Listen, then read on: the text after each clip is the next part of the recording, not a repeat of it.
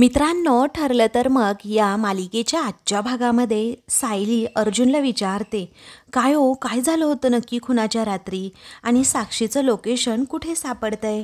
तेव्हा अर्जुन म्हणतो, खुनाच्या रात्री साक्षी ही इव्हिनिंग स्टारच्या जवळसुद्धा नव्हती. ती तर एस.के. रोडवर होती. हे ऐकून आता सायली आणि चैतन्याला जबरदस्त असा धक्का बसतो. तेव्हा सायली आश्चर्याने विचारते, काय? एस.के. रोड म्हणजे आश्रमाच्या बाहेरचा रस्ता? म्हणजे अहो, तुम्हाला कळतंय का, साक्षी आश्रमाच्या एवढ्या जवळ होती? तेव्हा अर्जुन म्हणतो, हो, पण तिचं लोकेशन आश्रमाच्या आत का दिसत नाहीये? पण आश्रमाच्या खूप जवळचं दिसतंय आणि हे कोर्टामध्ये सादर करण्यासाठी खूप मोठा पुरावा आहे. हे ऐकताच सायली खुश होते, परंतु चैतन्य म्हणतो, हे पहा अर्जुन, साक्षी त्या दिवशी काय म्हणाली होती की ती आश्रमामध्ये गेलीच नव्हती, इव्हिनिंग स्टार हॉटेलमध्येच होती म्हणून. पण अर्जुन, तिचं हे खोटं पूर्णपणे आता उघड पडणार आहे. पण फक्त तिचं लोकेशन हे आश्रमात निघालं असतं ना, तर जास्त बरं झालं असतं. आता दामिनी हा मुद्दा नक्कीच उचलून धरणार. तेव्हा अर्जुन म्हणतो, आय नो, मला माहीत आहे, हा मुद्दा जर कोर्टामध्ये निघाला तर आपल्यावर या मुद्द्यावरून प्रेशर टाकूच शकतात.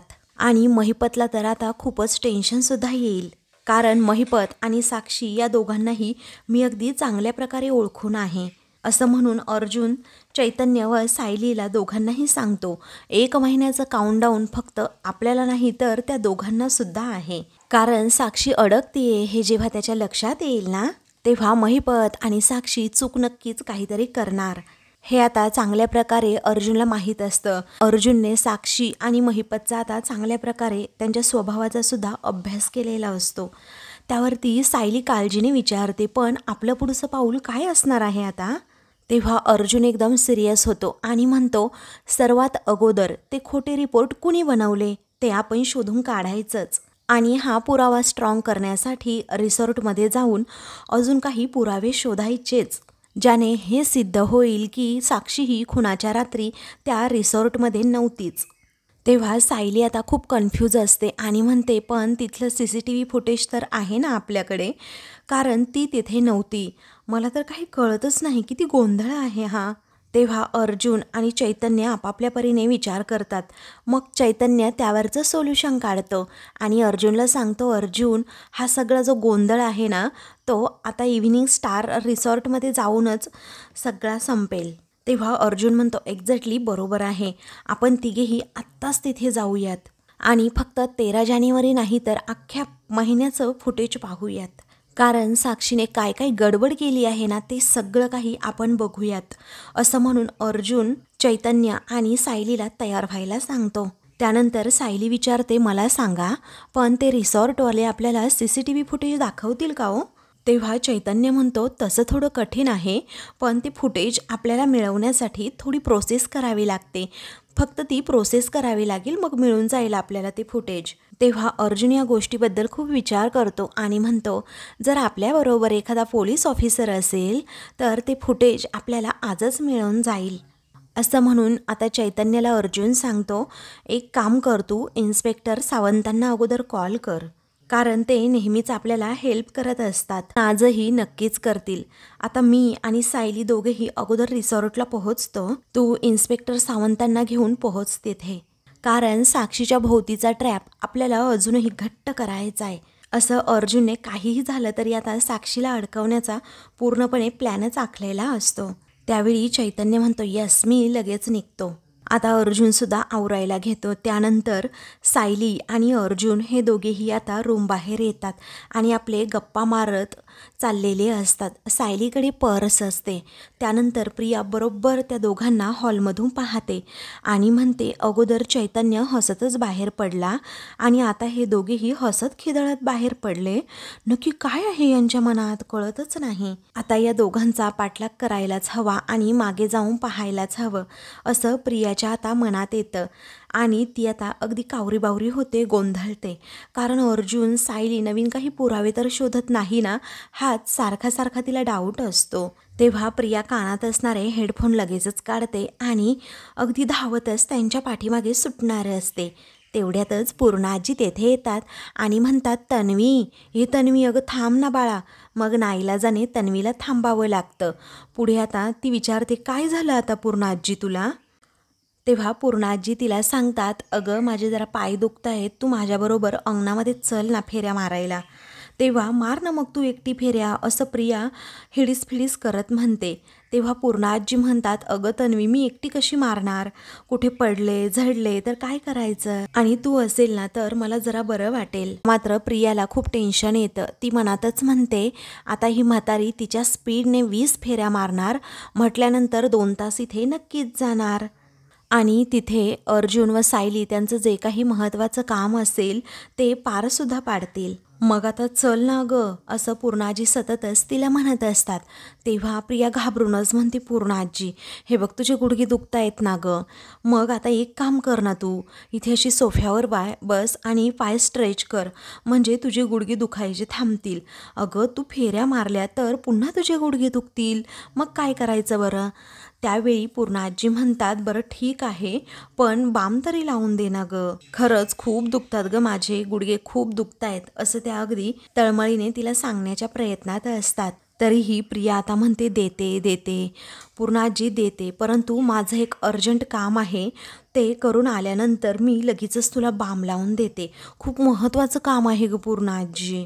त्यावरती पूर्णाजी म्हणतात, अगं ऐक ना, अगोदर बाम लाव ना आणि मग जा ना, तुला कुठे जायचं असेल तिकडे. तेव्हा विमलताईला सांग ना, मला जायचंय अगं, असं म्हणून प्रिया आता पूर्णाजीचा एक शब्दसुद्धा मनावर न घेता लगेचच तेथून बाहेर अर्जुन सायली पाठोपाठ पळते.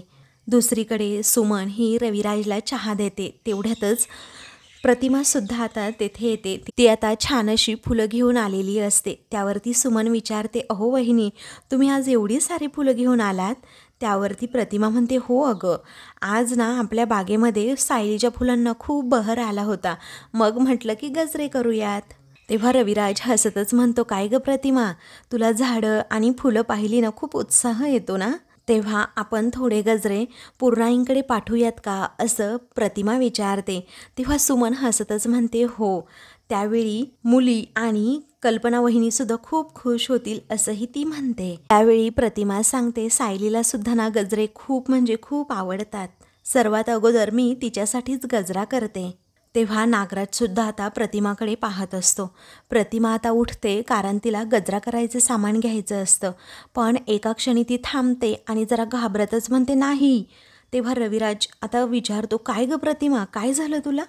तेव्हा प्रतिमा म्हणते, अहो मी सायलीसाठी सायलीच्याच फुलांचा गजरा करायला निघाले होते, परंतु अर्जुनला तर सायलीच्या फुलांची ॲलर्जी आहे ना, तो काय करेल तर लगेचच शिंकायला सुरुवातसुद्धा करेन. तेव्हा सर्वजण धक्क्याने प्रतिमाकडे पाहतात.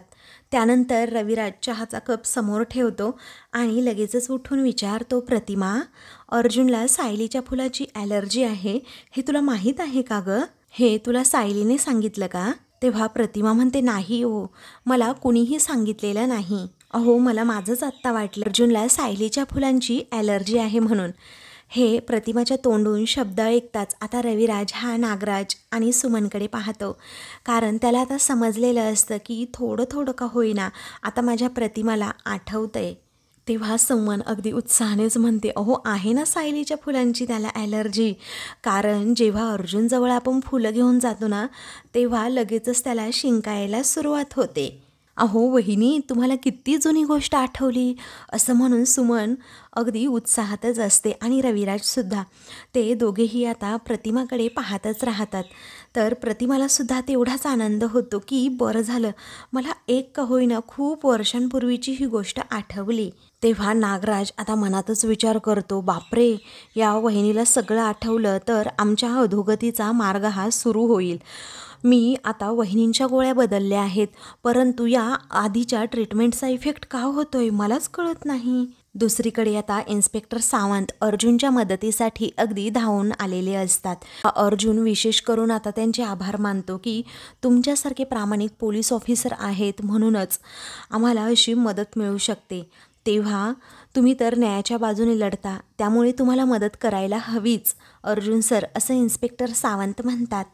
तेवढ्यातच प्रिया तेथे येते आणि डोकावून सगळ्यांकडे पाहत असते. काही वेळातच आता ते चौघेही इव्हिनिंग स्टार रिसॉर्टमध्ये जायला निघतात. तेवढ्यातच सायलीला अचानक प्रतिमाचा फोन येतो. ती अर्जुनला म्हणते, ऐका ना तुम्ही पुढे व्हा ना, मी आलेच हां, असं म्हणून ती कॉल रिसीव करते. तर तो फोन आता प्रतिमाचा असतो, त्यामुळे ती विचारते, कशा आहात प्रतिमा आत्या? मग आता प्रतिमा अगदी आनंदानेच म्हणते, मी अगदी ठीक आहे सायली, पण मला एक सांग, आपल्या अर्जुनला सायलीच्या फुलांची खूप ॲलर्जी आहे ना? तेव्हा सायली म्हणते, हो, पण तुम्हाला कुणी सांगितलं? तेव्हा प्रतिमा सांगते, अगं कुणीच नाही, मला आपलंच आठवलं. तेव्हा सायली विचारते, अरे वा, आपोआप आठवलं तुम्हाला? पण छान प्रगती आहे हा प्रतिमा आत्या. तेव्हा प्रतिमा आनंदातच सांगते, तुला सांगू सायली, अगं आज मी जेव्हा गजरे करणार होते ना, तेव्हा मला असं अचानक आठवलं. अगं सुमन नंतर मला म्हणाली की अर्जुनला खूप लहानपणापासून ही ॲलर्जी आहे आणि तन्वी म्हणे त्याला त्यावरनं ना खूप त्रास द्यायची आणि या सायलीच्या फुलांमुळे अर्जुनला शिंक यायची ना, म्हणे तन्वी त्याच्या पाठीपाठी धावायची अशी फुलं घेऊन. तेव्हा हे ऐकून सायलीला अचानकच धक्का बसतो आणि तिला त्या 20 वर्षापूर्वीच्या गोष्टी आठवू लागतात. तिच्या डोळ्यासमोरून नकळतपणेच ते आता पूर्वीच्या गोष्टी जाऊ लागतात की कशा प्रकारे एक लहानशी मुलगी एका लहान मुलापाठीमागे पळायची, पण तिला अजूनही त्याचा गोष्टीचा व्यवस्थित खुलासा झालेला नसतो की ती मी आणि अर्जुनच आहे म्हणून. आता त्या सगळे काही प्रसंग आठवल्यानंतर सायलीच्या चेहऱ्यावर नकळतपणे स्माईल येते आणि मग ती अगदी त्याच विश्वात रंगलेली असते. तेव्हा प्रतिमा आता तिला भानावर आणते आणि विचारते, अगं ए सायली, तू ऐकलंस ना? तेव्हा सायली म्हणते, हो हो प्रतिमा आत्या, अहो ऐकतीये मी. अहो तुमच्या या सगळ्या आठवणी हळूहळू जाग्या होत आहेत.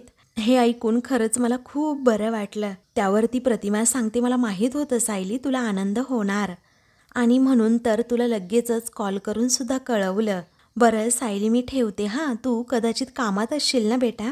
तेव्हा सायली म्हणते, हो मी बाहेरच आहे, नंतर बोलते हां. तेव्हा सायलीने फोन ठेवल्यानंतर तिला आता एका बाईकच्या आरशामध्ये प्रिया दिसते. तेव्हा प्रियाला असं अचानक पाहून सायलीला जबरदस्त असा धक्का बसतो. तेव्हा ती आता धक्क्यानेच त्या आरशामध्ये पुन्हा एकदा पाहते आणि मनातच म्हणते, प्रिया आलीच का ही आमचा पाठलाग करत? पण आता ती अजिबातच तिच्याकडे लक्ष देत नाही. ती आपली तशीच आतमध्ये निघते. इकडे ते रिसॉर्टचे मालक अर्जुनला आणि चैतन्याला आणि सावंत साहेबांना विचारत असतात, काय 2 वर्षापूर्वीचं CCTV फुटेज, पण ते आता कसे मिळणार? तेव्हा मला असं अचानक ते फुटेज देता येणार नाही असं रिसॉर्टचा मालक सांगतो. तेव्हा सावंत साहेब विचारतात, काय म्हणजे तू स्वतःहून नाही देणार का आम्हाला ते फुटेज? ठीक आहे, मग त्यानंतर आता तू ना आमच्यासोबत पोलीस स्टेशनमध्ये चल आणि तेथे असं स्टेटमेंट लिहून दे की या खुनाच्या तपासामध्ये तू आम्हाला कोऑपरेट करणार नाही आहेस. तेव्हा तो आता म्हणतो की मी या रिसॉर्टचा मालक नाही आहे, फक्त मॅनेजर आहे, त्यामुळे खरं तर माझ्या हातात काहीही नाही आहे. तेव्हा चैतन्य म्हणतो, हो का, पण तू मालकाला बोलवू शकतोस. तेव्हा अर्जुन म्हणतो, 1 मिनिट इन्स्पेक्टर साहेब, तुम्ही काय करा, याला उचलून घ्या पोलीस स्टेशनमध्ये, आपण याला घेऊन जाऊ, म्हणजे या रिसॉर्टमध्ये काय काय इलिगल धंदे होतात ना ते सुद्धा बाहेर निघेल. तेव्हा आता तो खूपच घाबरतो आणि म्हणतो, नाही नाही नको नको, तुम्हाला फक्त फुटेजच बघायचे आहेत ना, मी दाखवतो ना तुम्हाला फुटेज. मॅनेजर घाबरून आता लगेचच फुटेज दाखवायला सुद्धा तयार होतो. ते पाहून अर्जुन म्हणतो, जानेवारी 2023 या संपूर्ण महिन्याचं मला CCTV फुटेज पाहायचं आहे. तेव्हा तो म्हणतो, लगेचच मी हार्ड डिस्क घेऊन येतो. तेव्हा चैतन्य विचारतो, काय रे अर्जुन, बघ आता कसा आला लाईनवर. त्यानंतर तो मॅनेजर CCTV फुटेज दाखवू लागतो. आता ते फुटेज बघता बघता 11 तारीख येते. 11 तारखेचं ते CCTV फुटेज डिस्प्ले होत असतं.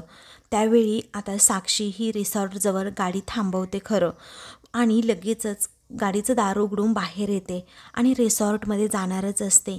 तेव्हा चैतन्य ते पॉज करायला सांगतो आणि म्हणतो, थांबा थांबा, साक्षी आहे इथे. त्याचवेळी आता चैतन्य म्हणतो, अरे पण आपल्याला 13 तारखेचं फुटेज पाहायचं आहे, ही तर 11 तारीख आहे.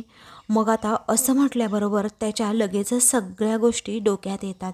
त्याला लगेचच क्लिक होतं की नक्की काय घडलं आहे ते.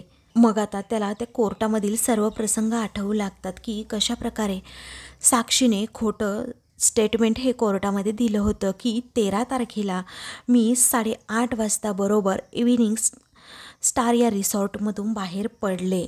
तेव्हा ह्या सगळ्या गोष्टी आठवल्यानंतर चैतन्य म्हणतो, म्हणजे अर्जुन तेव्हा अर्जुन म्हणतो, तुझ्या लक्षात येतं आहे का चैतन्य? अरे साक्षीने ज्या पार्टीबद्दल कोर्टामध्ये सांगितलं होतं ती पार्टी 13 तारखेला नसून 11 तारखेला होती आणि 11 तारखेचं तिने CCTV फुटेज कोर्टामध्ये दाखवलं. तेव्हा आता साक्षीने नक्की काय काय घोळ केला आहे हे अर्जुन आणि चैतन्याच्या लक्षात हळूहळू येऊ लागतं. मग त्यानंतर अर्जुन सांगतो, हे पहा, मला 11 तारखेचे सर्व फूडबिल हवे आहेत, तेव्हा मी घेऊन येतो असं मॅनेजर सांगून तेथून जातो. चैतन्य डोक्यालाच हात लावतो आणि म्हणतो, या शिखरे बाप लेकींनी काय घोळ घातलाय रे? अरे यांनी 11 जानेवारी ही तारीख एडिट करून डायरेक्ट 13 जानेवारी ही तारीख टाकली आणि ते CCTV फुटेज कोर्टामध्ये दाखवलं. तेवढ्यातच सायली आता तेथे येते आणि म्हणते की आपण इथे आलो ना, ही बातमी नक्कीच महिपतपर्यंत पोहोचणार.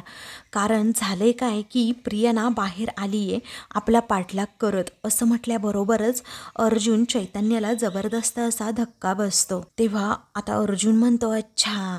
सायली म्हणते, हो ती लपून माझ्याकडे बघत होती. अर्जुन म्हणतो, असू दे, बघू देत. दुसरीकडे नागराज लगेचच प्रतिमाची चुगली करण्यासाठी महिपतजवळ जाऊन बसतो आणि त्याला सांगत असतो की असं असं काही काही घडलंय. प्रतिमा वहिनीमध्ये किती प्रगती दिसतीये आणि मी प्रतिमा वहिनीच्या गोळ्यासुद्धा बदलल्या आहेत. कारण माझी मूर्ख बायको आहे ना सुमन, ती न चुकता त्या गोळ्या या माझ्या वहिनीला देत आहे. पण मला एक कळत नाही त्या गोळ्यांचा इफेक्ट का होत नाहीये. त्यात तिला उलटा परिणाम दिसायला लागलाय. कारण अर्जुनच्या लहानपणीचं तिला काहीतरी आठवलंय. पण हे असं आठवणं ना आपल्यासाठी खूप डेंजरस आहे अरे महिपत. तेव्हा महिपत रागाच्या भरातच म्हणतो, एकीकडे या अर्जुन सुभेदाराला तो अर्जुन सुभेदार माझ्या पाठीमागे अगदी हात धुवून लागलाय आणि दुसरीकडे त्या प्रतिमाला आठवायला लागलंय. तेव्हा आता महिपतला जबरदस्त असं टेन्शन येतं. तेवढ्यातच आता प्रियाचा फोन त्याला येतो. तेव्हा ती सांगते, हो अर्जुन आणि सायली ना तिथे रिसॉर्टमध्ये गेलेत. तेव्हा महिपत म्हणतो की काय, जर गेले तर जाऊ देत ना, मी काय त्यांची जाऊन बिलं देऊ का आता? तेव्हा प्रिया रागाच्या भरात सांगते, अहो अर्जुन सायली इव्हिनिंग स्टार रिसॉर्टमध्ये गेले आहेत. अहो म्हणजे खुणाच्या रात्री साक्षी जिथे पार्टी करत होती तेच रिसॉर्ट, कळतंय की नाही? तेव्हा ते दोघेही तेथे कशाला कलमडायला गेले असं रागातच आता महिपत विचारतो. त्याचंही टेन्शन वाढतं. मग आता प्रिया सांगते, अहो मलाही नाही माहीत, अर्जुनला ओझरतं आतमध्ये जाताना मी पाहिलंच, परंतु झालं काय, नंतर सायली फोनवर कुणाशी तरी बाहेर बोलत होती, तिचंही बोलणं माझ्यापर्यंत ऐकू येतच नव्हतं. तेव्हा महिपत रागातच विचारतो, काय आत्तासुद्धा म्हणजे तू अर्धवटच माहिती दिली की नाही? तेव्हा महिपत रागाच्या भरातच आता फोन ठेवतो. तर प्रिया पुढे काही बोलणार, तिला समजतं की याने तर फोन ठेवला. तर इकडे नागराज महिपतचं डोकं खात असतो. वहिनीला जर लहानपणीचं काही आठवलं ना तन्वीच्या तर खूप मोठा घोळच होईल. तेव्हा महिपत म्हणतो, ओ नागराज शेठ, तुमचं ना ते तुंतुनं जरा बंद करा, इथे जरा वेगळाच घोळ होऊन बसलाय. आता हे लफडं निस्तारू की तुमच्या त्या वहिनीच्या गोळ्या बघायला जाऊ? मग नागराज म्हणतो, ए बाबा महिपत, माझ्या एकट्याचं नाही आहे हे टेन्शन, तुझं पण आहे, कारण तू सुद्धा इन्व्हॉल्व आहेच ना यामध्ये. तेव्हा महिपत म्हणतो, तो अर्जुन सुभेदार माझ्या घरापर्यंत येऊन पोहोचला, आता त्या इव्हिनिंग स्टार रिसॉर्टपर्यंत जाऊन पोहोचला. माझं असं झालंय ना, आभाळाला कुठं कुठं आता भोकं पडलीये, हे शिव का ते शिव, ते शिव का हे शिव, कळेनासं झालंय मला. त्यानंतर महिपत आता डायरेक्ट हॉटेलच्या मालकांनाच कॉल करतो आणि त्यानंतर विचारतो, काय रे, ते अर्जुन सायली तुझ्या हॉटेलपर्यंत पोहोचले हे तुम्हाला का नाही सांगितलं? त्यावेळी आता तो हॉटेलचा मालक म्हणतो, हो तसं नाही आहे साहेब, ते दोघे फक्त माझ्याकडे जेवायला आले आहेत, बाकी काही नाही. माझ्या इथला पनीर पसंता त्यांना एवढा आवडला ना की असं म्हणून तो पुढे सांगणार असतो, तेव्हा तुझ्याकडचं पनीर ना तुझ्याकडेच ठेव, असं रागाच्या भरात महिपत म्हणतो. त्या अगोदर एक काम कर, ते दोघे जेवतायत ना त्याचा व्हिडिओ करून मला पाठव. अर्जुन सायली खरंच त्या रिसॉर्टमध्ये आता जेवण करत असतात. मग त्यावेळी तो हॉटेलचा मालक पटकन त्या दोघांचा व्हिडिओ काढतो आणि महिपतच्या मोबाईलवर सेंड करतो. तेव्हा महिपतने तो व्हिडिओ पाहिल्यानंतर त्या मालकाला सांगतो, ठीक आहे, हे बघ त्यांच्यावर लक्ष ठेव आता आणि तुला टायमावर पैसे मिळतायत ना, मग एवढंच काम कर, तू त्यांची इन्फॉर्मेशन मला देत जा. त्यानंतर आता हॉटेलचा मालक हा अर्जुनकडे पाहतो, तर अर्जुन त्याला थम्सअप असं करतो आणि काम डन. तेव्हा आता तो हॉटेलचा मालक तिथून निघून जातो. तेवढ्यातच इन्स्पेक्टर साहेब आणि चैतन्य दोघेही तेथे येतात. तेव्हा चैतन्य विचारतो, वेल डन अर्जुन, पण तू त्याला पटवलं कसं काय रे? मला वाटलं की महिपतपर्यंत तो सगळं काही घोकून जाईल. त्यावेळी अर्जुन म्हणतो, जेव्हा मगाशी आम्ही त्याच्या केबिनमध्ये गेलो ना तेव्हा, असं म्हणून तो पुढे सांगू लागतो की झालं काय. त्यानंतर अर्जुन आता जेव्हा त्या केबिनमध्ये गेलेला असतो तेव्हा त्या हॉटेलच्या मालकांना सगळं सांगतो. तेव्हा आता तो हॉटेलचा मालक म्हणतो, ऐका, माझा याच्याशी काहीही संबंध नाही आहे, ते CCTV फुटेज तुम्हाला मिळू शकत नाही. तेव्हा अर्जुन म्हणतो, तुमचा संबंध नाही आहे असं म्हणताय ना, पण एक गुन्हेगार बाप आणि त्याची मुलगी जेव्हा हेच CCTV फुटेज घेऊन त्याची तारीख एडिट करून ते कोर्टामध्ये सबमिट करतात आणि तुम्हाला कळतसुद्धा नाही का? आणि हे रिसॉर्टच्या कोऑपरेशनशिवाय पॉसिबल नाही आहे. तेव्हा अर्जुन अगदी धमकी देऊनच सांगतो, जेव्हा हे प्रकरण बाहेर येईल ना तेव्हा यामध्ये कोण कोण इन्व्हॉल्व आहे ना हे सगळं काही समजेल. सायली म्हणते, मग तर यांच्या रिसॉर्टला कुलूपच लावावं लागेल. तेव्हा तो म्हणतो, नाही हो ताई, असं करू नका, असं म्हणून तो हात जोडतो. अर्जुन म्हणतो, हे बघ, तू जर मला आत्ता या क्षणी कोऑपरेट केलं तर तुझं हे रिसॉर्ट बंद होणार नाही, याची काळजी मी घेईन. मग तो घाबरूनच म्हणतो, हो हो मी तयार आहे. त्यावेळी अर्जुन सायलीचा आता पुढच्या प्लॅनचा मार्ग हा मोकळा होतो. तेव्हा आता इन्स्पेक्टर सावंत हे सांगतात की या हॉटेलच्या मालकाचं मी रीतसर स्टेटमेंट घेणारच आहे. चैतन्य म्हणतो, याची ना आपल्याला खूप मदत होईल. तेव्हा सायली सांगते, या 30 दिवसामध्ये दामिनीचा या केसचा निकाल लावण्याचा डाव तिच्यावरच पलटणार आहे आणि तुम्ही तिला किती सळो की पळो करून सोडणार आहे ना याचा अजिबातच तिला अंदाज नसणार. हो, तिलाही असंच वाटेल की निकाल तिच्या बाजूने लागेल. हा सगळा काही तिचा अगदी गैरसमजच आहे. त्यावेळी अर्जुन म्हणतो, 30 जुलै ही तारीख ॲडव्होकेट दामिनी देशमुख कधीही म्हणजे कधीही विसरणार नाही, कारण या दिवशी ती तिच्या आयुष्यातली पहिली केस हरणार आहे. तर दुसरीकडे महिपतने आता फुल नशा केलेली असते. तो दारूच्या नशेतच दामिनीला कॉल करतो. मग आता ती कॉल रिसीव्ह करते आणि म्हणते, बोला. तेव्हा तो म्हणतो, काय देशमुख बाई, अहो तुम्ही एवढ्या थंड कशा बसू शकता? ती सुद्धा त्याच टोनमध्ये बोलते, काय आग लागली आहे का कुठे? तेव्हा महिपत सांगतो, अहो इव्हिनिंग स्टार हॉटेलमध्ये आग लागली आहे आणि ती आग लावायला गेलेत अर्जुनन त्याची बायको. तेव्हा ती म्हणते, पण त्यांचं काय काम आहे तिथे? तेव्हा महिपत म्हणतो, त्या मालकाला मी फोन केला, ते म्हणले आले आणि खाल्लं पिल्लं आणि गेले, चौकशी वगैरे काही केली नाही त्यांनी. तेव्हा दामिनी सांगते, हो ना, मग तुम्ही मला कशाला कॉल करताय आणि उगीचच माझा वेळ घालवताय? तेव्हा महिपत सांगतो, अहो आग नाही यायला लागली, परंतु धूर तर यायला लागला आहे ना. पनवेलमधील एवढे रिसॉर्ट सोडून त्याच रिसॉर्टमध्ये तडमडायला का गेले असतील हे? तेव्हा दामिनी शांतपणे सांगते, हे पहा, त्याला कुठे जायचं असेल ना तिकडे जाऊ देत. तो एवढा घाबरलाय ना की त्याला आता हातपाय मारायला लागणारच ना शिखरे. मग महिपत ड्रिंक करता करता म्हणत असतो, अहो बाई, पण जर त्याच्या हाती अजून काही पुरावे लागले तर तो कोर्टात नाही घेऊन येणार का? तेव्हा दामिनी म्हणते, अहो येऊ दे पुरावे घेऊन, कोर्टात त्याला छोटे मोठे पुरावे सादर करण्याची सवयच आहे. आता एक गोष्ट लक्षात ठेवा शिखरे, तो बिचारा अर्जुनना एकही पुरावा आणू शकणार नाहीये की ज्याने ना दामिनी ही केस हरेल. त्यावेळी महिपत म्हणतो, बिचारा अर्जुन सुभेदार, कानाला ऐकायला जरा बरं वाटतंय. तर दामिनी आता लगेच फोन ठेवते. त्यानंतर महिपत म्हणतो, या देशमुखबाईचं काय जातंय? अर्जुन सुभेदारने काय केलं तर करू दे, उद्या जर काही केलंच तर कुठे तोंड लपवायचं आम्हाला तरी कळेल का? इकडे अर्जुन सायली बाहेर येतात आणि अर्जुन मग सायलीला सांगत असतो, उद्या कोर्टामध्ये दामिनी देशमुखच्या विरोधात काय वाढून ठेवले हे तिला माहीतच नाही. बरोबर साक्षी आणि महिपत हे दोघांचीही वाट लागणार आहे. सायली सांगते, त्यांचा हा महिनाच पूर्णपणे खडतर जाणार आहे आणि आपलं प्रत्येक पाऊल हे विजयाच्या दिशेने असणार. तर मित्रांनो, पुढील भागामध्ये अर्जुन हेअरिंग मागवून घेतो आणि कोर्टासमोर सादर करतो. कोर्टामध्ये आपलं स्टेटमेंट मांडतो की खुनाच्या रात्री साक्षी शिखरे या रिसॉर्टमध्ये गेल्याच नव्हत्या. साक्षी मात्र खूपच घाबरते आणि मग नंतर अर्जुन म्हणतो, साक्षीने रिसॉर्टमध्ये घडलेली प्रत्येक गोष्ट खरीन खरी आहे, फक्त एक गोष्ट खोटी आहे. आणि मग त्यानंतर तो पुराव्यांसहित जज साहेबांना सांगतो, मिस साक्षी शिखरे यांनी 11 जानेवारीचे सर्व CCTV फुटेज देऊन 13 जानेवारी ही तारीख सांगितली आहे. म्हणजे खुनाच्या रात्रीची तारीख, त्यांनी ती तारीख एडिट केली होती. हे ऐकून महिपत साक्षीला धक्का बसतो. अशाच मालिकेंचे पुढील भाग पाहण्यासाठी चॅनलला सबस्क्राईब करा.